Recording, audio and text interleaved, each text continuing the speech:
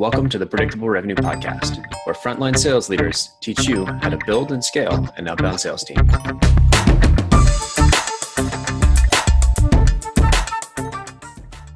Welcome back to the Predictable Revenue Podcast. I'm your co-host, Collin Stewart. I'm joined, as always, by cardboard cutout Aaron. Say hey, Aaron.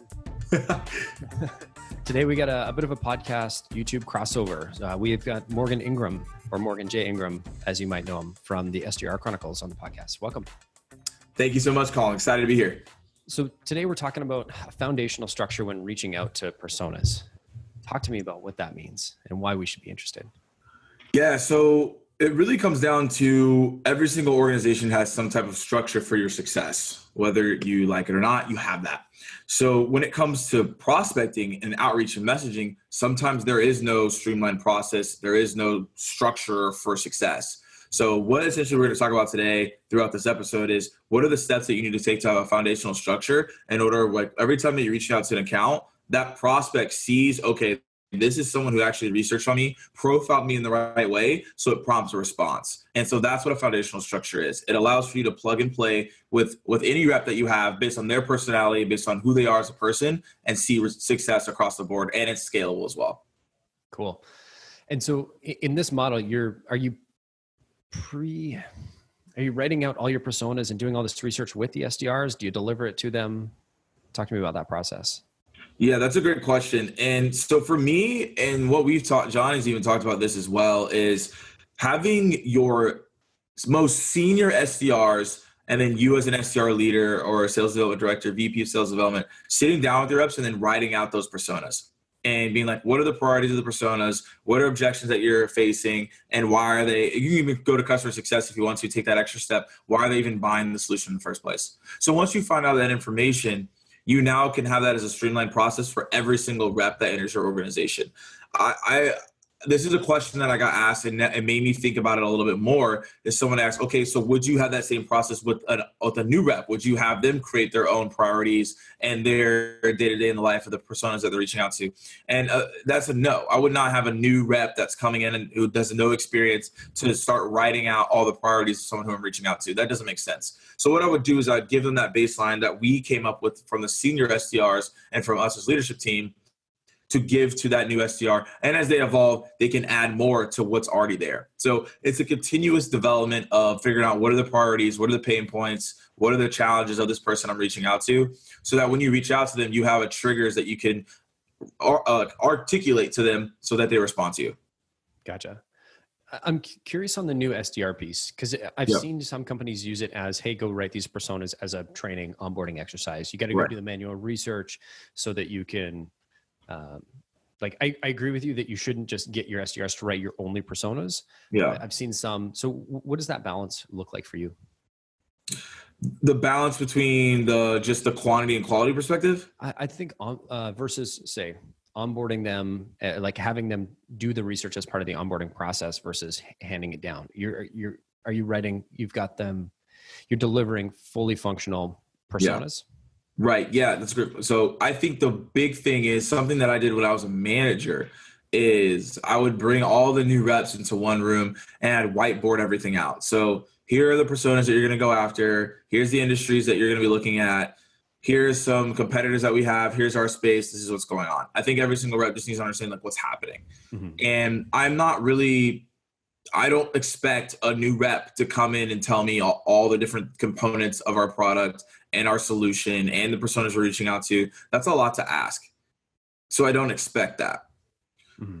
But what I do expect is someone who's been in the role for maybe 8 to 12 months to be able to do that because they've been reaching out for a while now. So if you're on the front lines and you've been reaching out to these personas, you should pretty much know what objections are coming at you, how to handle them, and you should know what the pain points are and what the priorities are by osmosis of doing the role. So I think I'm going to lean for my senior SDRs to do more research and to figure out what they're doing so that our cadences can be on point when we're reaching out. I don't expect the newer reps to do it. I expect them to just be sponges and learn as much as they can from the reps who are the number one reps and then also from the management team. Cool. And how much, when you're managing a team or on a team, how much sort of innovation in the personas, in the messaging is coming from higher up versus the people on the front lines? So when you say higher up, is that like a VP of sales, like a CEO? It could be anything, anybody that isn't prospecting. So Yes. director of sales, dev, VP sales, even product, what's the balance of the messaging? I think it's super important. And it also depends on what persona you're going after. So for example, if you're going after marketers and you have your CMO writing the messages, I think that's highly impactful. I think it's also impactful for you to put your CMO through your cadences and to see how they would respond. And just be like, hey, we're trying out a new cadence. You don't get to see it. Just tag it as this, and this is what it's going to look like. Like, let me know your thoughts. And if they like it, then great. If they don't, then they don't. And I think that's a good example. If you're going after CTOs, you probably have a CTO you can do the same thing with. If you're going after sales leaders and you're just use it on your own sales leaders and see what they think. So I think my whole point here is that you need to use messaging within internally to figure out how would someone respond to that. And I think additionally, what we did is, when I was at Terminus, is we would go after marketers. So we would have like the CMO or the VP of marketing do like a quick 30-minute training with us, and we would cold call him, and he would come up with objections on how he would handle certain situations if we were calling him and he was a prospect. So I think those are ways to get ahead of that and to practice this persona-based messaging and to make sure that you're being efficient with your time. Right on. So help me understand, once you've got the job titles, right? So let's talk about building these personas a little bit. I'm assuming some of them are going to start with job titles, or they're going to have some job title targets. When you're coming up with these personas, what does it start with? How do you get your first start when you're starting to build these out? Yeah. So if you are pretty established at this point, maybe you're mid-market or you're a growing SMB, you should know what personas are buying your solution, and you should know who's resonating with your message. So from there, what I did is I just took the top 5 that people have bought the JBarrows Sales Training and made up the Google Doc. And then I would go and just Google, be like, what are the priorities for the chief revenue officer? What are the priorities for the VP of sales? And then I found those priorities with the consensus in articles and blogs. And then I wrote that out and fleshed it out on why it's important that we pay attention to these people and reach out to them. So I think the same process can be done for anybody in any organization to figure that out. If you don't know who those personas are, I think that's where it comes back to, you're going to have to do a good amount of A/B testing and messaging to figure out who's responding and who wants to resonate with you. Other than that, if you should already know who they are, and then start mapping out those personas and start figuring out the triggers and events and how people are buying. And I feel like that's the best way to start that messaging process, and also understand who are we going after and like who we should be talking to. And additionally, I think leadership needs to be involved in that as well. It's not only up to the reps here, but it's important to give the reps guidance on how to do that and get them involved so they have more hands-on. Because what I've realized from being hands-on and creating those priorities, I'm more confident in my conversations because I know what I'm actually talking about. It's not something that was like, here's homework. It's more so, here's something to do. I'm going to guide you in the process. We have the answers, but figure out the answers yourself so that we can collaborate. I'm going to work on this together with you. Exactly. Here, go do this off on your own. And exactly what you get to doesn't really matter. Yep. I love the fact that, we're hearing more and more people, SDR teams talk about, hey, we're putting personas together. A few years ago, this was, there were certain companies that we're getting them from product, we're getting them from marketing. I really like the fact now that we're starting to see this more and more come from sales development. We're starting to see people talking about triggers, talking about those meaningful events. How do you make sure that a team, once you've put together a good set of personas, how do you make sure that they're actually getting used day to day? That's where you use all the messaging and all the triggers and events that you've created, and you put them inside of some sales and engagement tool. I don't know what that is for you. Obviously, there's Sales Off, there's Outreach, there's Yesware, it's Tout App. There's all sorts of cool tools out there you can use. But you want to make sure that once you have those messages, you insert those into those sales engagement tools, and then you create certain cadences or certain sequences to go out to those prospects. So for example, if you're reaching out to IT professionals, director of IT, VP of IT, CTO, CIOs, you're reaching out to those people. You have a cadence for each one of those so that your message is going to resonate. That's the best way to segment it. Use templates, use different things of natures like that. But that's exactly what you need to do to be effective. Gotcha. So you're taking your personas, just so I understand, you take those personas, you build that into messaging for each of those individual personas. Correct. How granular are you getting from like VP of sales, director sales? Like, would that be a totally different persona, different messaging, different campaign? Yeah. How do you see that? I think it depends on the industry that you're in, because it could be where you're at a very large company. Let's say, for example, like a Sage or a Coke, and you're going after so many different people, or Salesforce, you're going after so many different people that it has to be super granular, where you're like, okay, my division is finance and I'm talking to the VP of finance within the finance districts. And so like my messaging has to be on point because the director of finance and the VP of finance are different. I feel like that's the only time where you have to get that granular. But for probably most people that are listening to this today, they are probably going after a good amount of people, and their roles are, they can kind of be mushed in together. So like a director of sales development, a VP of sales development are essentially have the same roles at the end of the day. It's just a title basis and how big the organization is.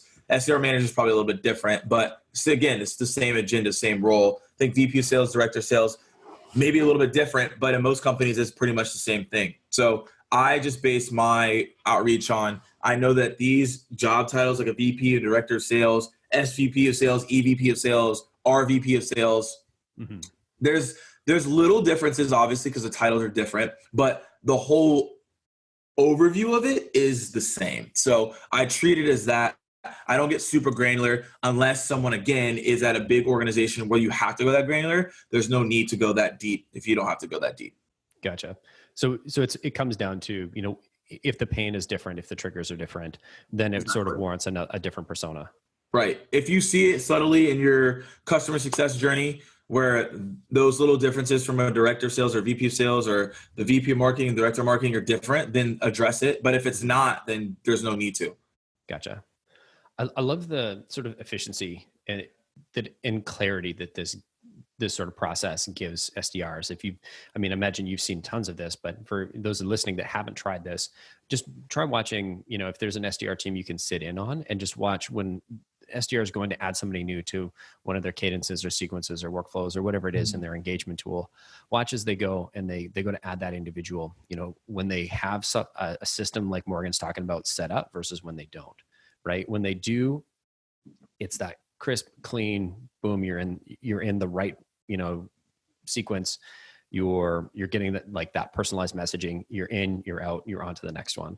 Versus if it's not set up, is this a general campaign? Is it this industry? Is it that industry? Right? There's all these many decisions that they have to make, and just look at the amount of time it takes them. And maybe they decide, on the fly, we need to recreate, or we don't have a persona for this. So now you've got SDRs that are every single time writing brand new messaging, which is just sort of how productivity spins out of control.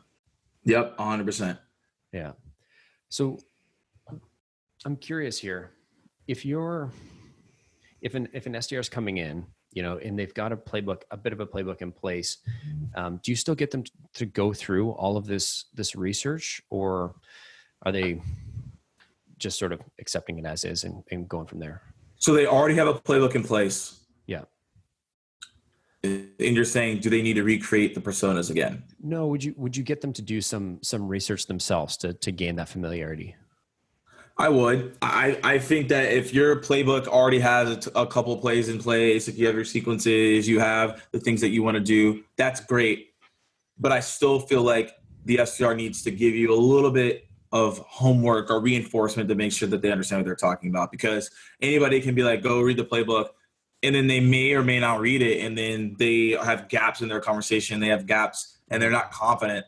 That's not going to be good for you at the end of the day. So I think it's important to refresh, of course, or refresh every single rep that's there to be like, hey, these are the priorities that we're going after. This is the foundational structure. Without this foundational structure, the building can collapse and you can be the great rep that you are. But if you don't know what you're reaching out to and what they care about, it's not going to matter, because the noise is starting to amplify daily and daily and daily and daily. So you got to look out for that. I think secondly is a new rep that's coming in, they're going to read a playbook and they actually may be overwhelmed. So that's why it's important to have, hey, this is the personas that we're reaching out to, and this is how you need to talk to them. It gives people confidence to get on the phone, and gives people confidence to do emails, because most people, the reason they don't get on the phone, it's a rejection. That's part of it. But they also realize that they don't have anything to say in confidence, because they're just given a script sometimes and they say, go read that. But that script isn't in their tone, so they're uncomfortable doing that. So it's more comfortable for a rep that maybe wrote out some priorities and looked at some stuff for themselves to be like, oh, that's my message, I'll say that now. Gotcha. Yeah. I definitely want to address your shirt at some point, but maybe I can ask you about that next. Because you're talking about process and script and voicemails. How do you come up with, your scripts for voicemails, your emails and script? I imagine if you've got these priorities, if you have these personas, you're trying to get all of these to sort of line up and match up together. Yeah. What does your process look like for writing those? So each persona has its own talk track. So each person that I call, my value prop is a little bit different because their priorities are a little bit different. So that's part of that. And then it's essentially the web talk track. So there's different options, there's different objections that each job title will give me. Over time, I'm going to know what those are. So when I was previously at Terminus, I pretty much knew what objections I was going to get from each job persona because I just had talked to so many of them that they were saying essentially the same thing over and over again. So I mapped them out for each job persona. It was like, they gave me this objection, this job persona would give me this objection. So now it's up to me to solve what that's going to be. And so that's kind of the advice I give to people there is just understanding that you got to have a web talk track. That web talk track is a foundational structure, but you give multiple options of how to handle an objection. So if someone doesn't like that aggressive way of handling it, maybe there's maybe a softer way of handling it, and that's how that person's going to move forward with that option. I feel like choosing one option, it makes people force themselves to do it, and that's why people are unsuccessful because that's not who they are innately. So they don't know how to really go off with that objection handling or go off and say that priority because that's not how they would say it. So that's why that web talk track is important. That's why having persona pitches for each one is important. And even what we do at JBarrows is that we focus on, hey, look, call an hour of the personas that you're reaching out to. So if you're calling VP of sales in the SaaS industry, make an hour of just calling them so that your message is on point. You can just keep dialing.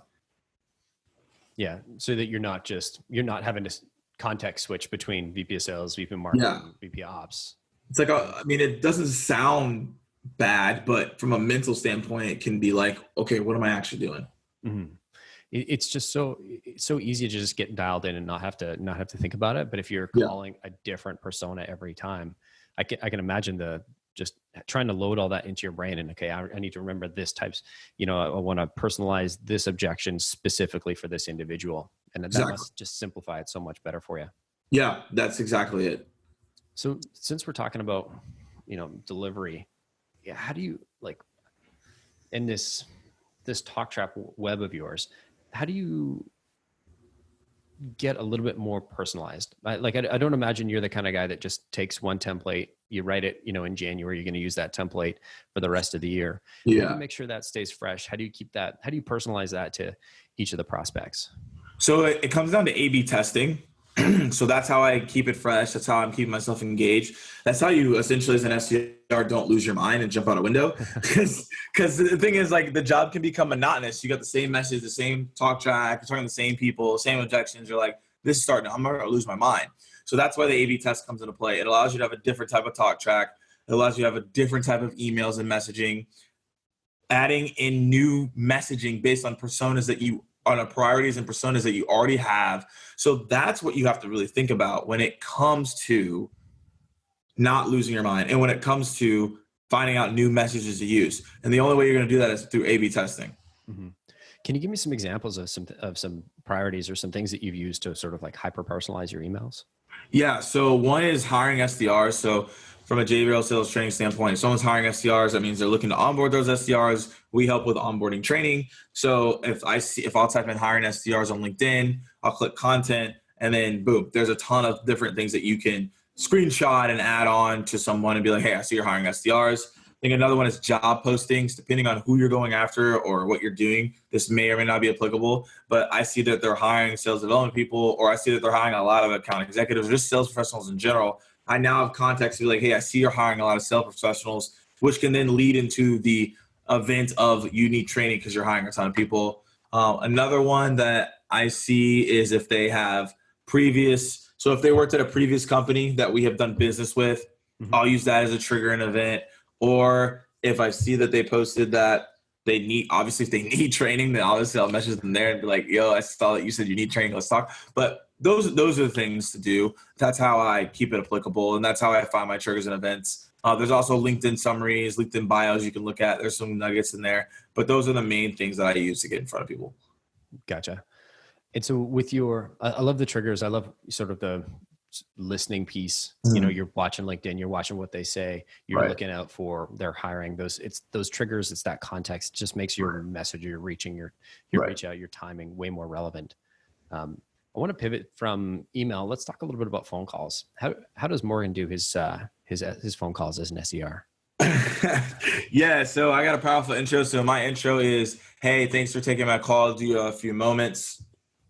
The reason I do that is because I'm ambiguous. You don't know who I am. So that's leading you to ask, who are you? No, I don't have a couple of minutes, but like, who are you? So that leads to the call. People are like, yes, I have a few moments. Who are you? Or people are like, go ahead and talk. So the thing is, most people don't get too hung up or hesitant when I say, like, do you have a few moments? I think I've only had one or two people just straight up hang up on me. But then you can always call back and say, did I get disconnected, and try to have a conversation.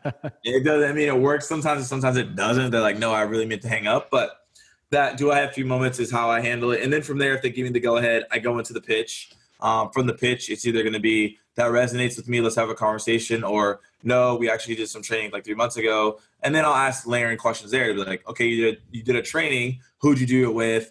How did you do it? What did it entail? And if it didn't, obviously from there, if it didn't entail what I actually train on, then I'm like, actually, great that you have that training, but this is what we do at training. How do you see this moving forward? Can we have a conversation? So my thing is providing a very unique, powerful intro that gets me in the door, and then a value prop that has proven to be effective through case studies that I mentioned, and just clients that we have.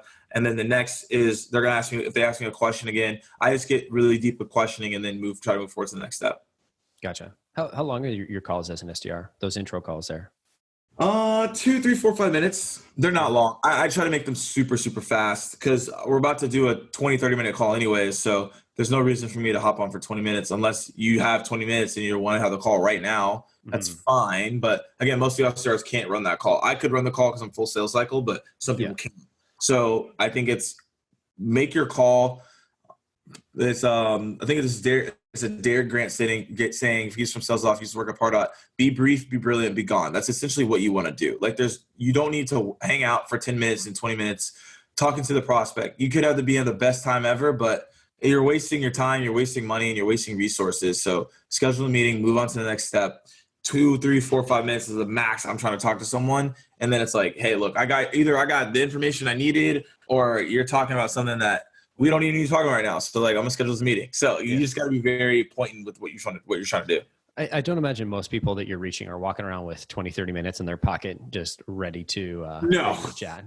Super rare. So, there's always some people who are like, yeah, I can meet in the next 30 minutes. And it's like, okay. But like, most of the time it's like, I don't have that time at all. Yeah. So I think one thing we skipped over from, Morgan J. Ingram, the SDR Chronicles. And I want to come to, I don't want to finish on phone yet, but I want to ask you some specific questions about your phone script. And I think we skipped over the fact that, Morgan, you're not a terminus. You're not just doing the SDR Chronicles. You joined JBarrows and you're working with them. So in that context, let's pretend that you're cold calling me. Can you give me instead of like just doing the, hey, everybody, this is what John does. Can you give me the cold call pitch? Yeah. So from beginning to end, I'd be like, hey, Collin, thanks for taking my call. Do you have a few moments? Sure. What's up? Hey, my name is Morgan Ingram from JBarrows Sales Training. We provide sales training for sales teams. We work with clients such as Salesforce, Google, and LinkedIn. And they're very fast, high-growing SaaS companies. And we do sales training that's focused on techniques and skills. And wanted to see if you have any interest in doing some training this year. Yeah, that sounds interesting. Tell me more. Yeah, sounds good. So as it stands today, are you more focused on your prospecting top of the funnel, or more so your negotiation and your closers? Probably top of the funnel. Okay, so that's great, Collin. So we have a program called Fill in the Funnel. It has 10 modules, goes over the structure of email, structure of phone call, structuring your day. As it stands right now, you mentioned the top of the funnel is something that you want to focus on. What do you feel like is your biggest challenge with your sales development team as it stands today? I would say, let's call it penetration rates. So they're not booking, the meetings that they need, every month. They're not hitting their quotas. Okay, great. So we help with that by figuring out the triggers and events to get into those accounts because there's a lot of noise out there, as you know, and we help make sure that that process is streamlined and they're seeing consistent results. So, Collin, I don't want to waste too much of your time. I want to value your time. I can go ahead and set up a call for you sometime next week, maybe Wednesday at 3 p.m. Eastern Standard Time. Does that work for you? That sounds great. Sounds good. And then I would obviously there I'd confirm email. What's your email? What's your phone number? What's the best way to contact you? Send the calendar invite, and that's normally not. It may not be that easy, but normally that's how a call would go, and that's how I structure it. Nice. Yeah, I figured for the sake of this, I didn't want to be too much throw too many objections here. Yeah. All of a sudden, we turn this 30-minute podcast episode into 45 minutes of just exactly suffering easily. Yeah. So that's awesome. And when you get somebody on the phone and you're able to book them like that, fantastic. What happens if you make this call and heaven forbid it goes to voicemail? I know it doesn't happen very often, but sometimes it happens. Yeah. What do you do with voicemails? So yeah, I leave a voicemail, and so sometimes you can't, right? Because sometimes they're like the voicemail is full. Or you call a number and sometimes you don't even know if that's the act. Like sometimes it's the wrong number, or like they don't say it, they don't announce their name. So sometimes I may not leave a voicemail because I don't know if that's that person's direct dial yet. So I'll call again to confirm. Yeah. If I am going to leave this voicemail, which voicemail again, before I go into that, it's something that you may not see the immediate result, which means that someone's not going to call you back and someone's not going to be like, oh, that was an amazing voicemail and respond back to it through email. It's just another touch point to let people know that you're real and that you're coming for them, essentially. Sort of like an audio billboard. People aren't going to respond to the billboard, but you're getting that brand exposure, that name exposure. It's there. So voicemail normally goes, hi, Collin. I talked to a lot of sales leaders like yourself, and a lot of sales leaders that I talked to said they're interested in sales training that provides real techniques and provides skill sets. So we work with clients such as Google, Salesforce, and SalesLoft to provide those consistent results and provide a foundational structure so that they can train their reps to be the best reps that they can be. If that interests you in any way, I would love to have a conversation. My name is Morgan Ingram with JBarrows Sales Training. Once again, my name is Morgan Ingram with JBarrows Sales Training. My direct dial is 678-358-8249. So I announce myself towards the end because it provides a curiosity, be like, who the heck is this person leaving a voicemail? Mm-hmm. Because how most people see it, if they just say, hi, my name is Morgan, I'm from JBarrows Sales Training, that's an automatic delete. Even if I could have said something amazing after that, but tendencies you're going to delete it. Totally. And I think it's the ego approach of maybe not even consciously of like, hey, I'm going to say who I'm calling because I need to say my name. But I love that curiosity piece. So how you're leveraging that to, hey, this is what we do. Because the standard sort of script or mental model for how a voicemail should go when I'm listening to my voicemail is, okay, this is who I am. This is my name. This is my company. This is what I'm talking about. But you sort of flip that on its head and say, hey, I'm going to talk about, what I'm going to get that beautiful piece of content in first, trigger that curiosity, tell you who I am at the end, because it's only the people that listen to the end that really need to know who you are.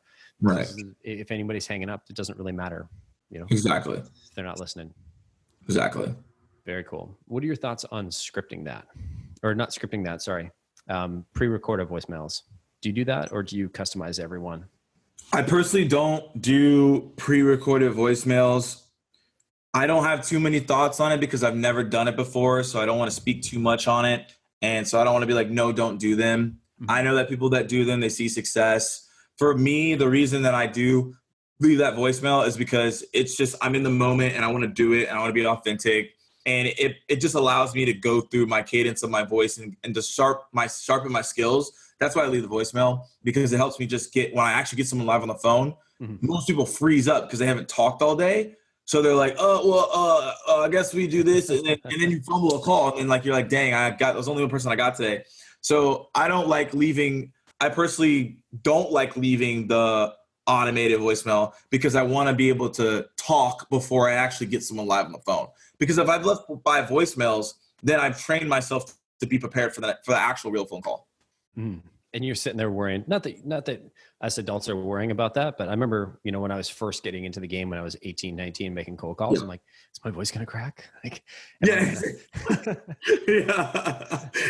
I sound like a wimp on the phone. Yeah. Like, hi. Yeah. This is Collin. I remember the first guy that was teaching me, like give me advice on cold calls. He always talked about starting breathing, start exhaling like a half second before you start talking. And that would really help sort of power through that. And I think that cut my like prepubescent squeaks and voicemails down. Nice. On like by a long shot. You're getting stuck in phone trees or things like that. Yeah, for sure. No, that's a great point. This has been super valuable. I want to thank you for coming on the show. Before we go, I gotta ask, keep dialing t-shirt. Where did that come from? So this t-shirt was an accident, actually, really, what it was. So I was doing a SDR Chronicle episode, and I think it was like the first or the second one. I was like, all right, guys. And then, like most YouTubers have like a sign off. And I was like, I don't know what I'm going to say. I'm going to say keep dialing. Cause I was like, just keep dialing. Like, that's just something I'll just say. And as it evolved, more people were like, oh yeah, keep dialing. And I was like, what? Like I said it like one time, I really didn't mean anything by it. And then it just evolved into like this thing. And it's like, keep dialing is now this mantra and this like saying that people like will sign off emails to me on and like will just say to me in passing. And the more I think about it, the more I put way more meaning into it. So for me, keep dialing means obviously make more dials and just make that one last call that you're like, I don't know if I want to do it today. Just make that one last call. Could be something that's beneficial. But I think keep dialing also means like being persistent towards your goals and being persistent towards what you want to become. So that's, hey, you want to be the VP of sales, like keep dialing, figure out a way to get in front of those people to become that VP of sales. You want to be the number one rep, keep dialing away. Start asking questions to top reps. Start asking top reps in other countries, other companies, what they're doing to figure out how they're being successful. So keep dialing really just means when you're down and out or you don't think it's going to happen, like just to keep going because there's a possibility that you will get your shot and your chance to make it happen. Right on. So for the people that are sitting here thinking, Jesus, Morgan guy knows a ton about sales and sales development, how do they find more content of yours online? Yeah, so best way to find more content is the SDR Chronicles YouTube and its podcast. And then if you have any questions or you want to ask me something, Morgan J. Ingram on LinkedIn. Beautiful. Thanks for coming on the show, Morgan. This has been great. Awesome. Thank you, Collin.